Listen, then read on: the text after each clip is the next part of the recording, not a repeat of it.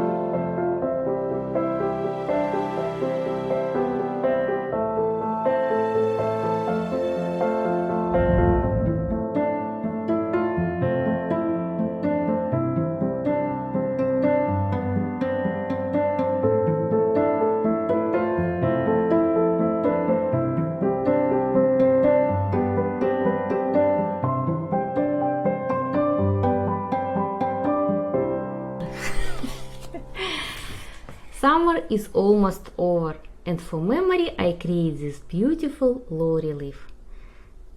For this project I use real plants and two different materials, soft clay and plaster. To highlight volume of this relief, I add a little bit blue and gold. It's easy, try it and you will enjoy. Thank you for your attention and see you next week.